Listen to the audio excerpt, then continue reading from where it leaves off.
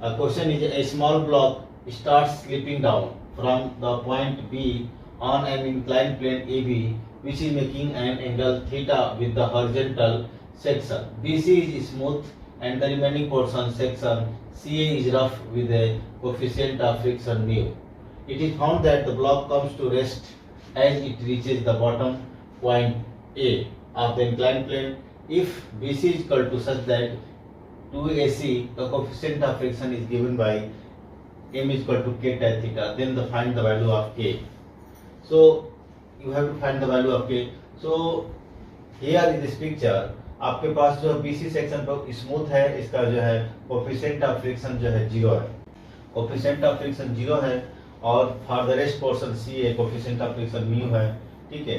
तो इससे जो है आप जो है एक बात नोट करना है कि पॉइंट B और पॉइंट A पर जो है दोनों टाइम पर जो है ब्लॉक B जो है रेस्ट में है, मतलब काइनेटिक एनर्जी जो है ब्लॉक का एट पॉइंट B पर 0 है और A पर 0 है। तो इस तरह के प्रॉब्लम में यदि हम वर्क एनर्जी थ्योरम अप्लाई करें तो work done by the forces equals to the total change in the kinetic energy. तो total change in kinetic energy 0 ही है, तो टोटल वर्क डन कितना है? तो हमारे पास फोर्स जो है, एक तो वेट की वजह से जो फोर्स लग रहा है mg डाउनवर्ड, एंड इसको रिजॉल्व करते हैं उसके हॉरिजॉन्टल और वर्टिकल कंपोनेंट में, तो mg cos थीटा है और mg sin थीटा है। तो for the section BC mg sin theta is only acting and it is making the block to slide along the inclined plane. So this, and for this force it is work done given by the mg sin theta into BC.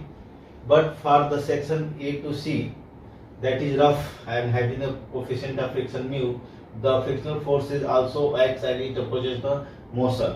So the resultant force will be mg sin theta minus Fr, and hence the work done will be mg sin theta minus Fr into the distance moved CA.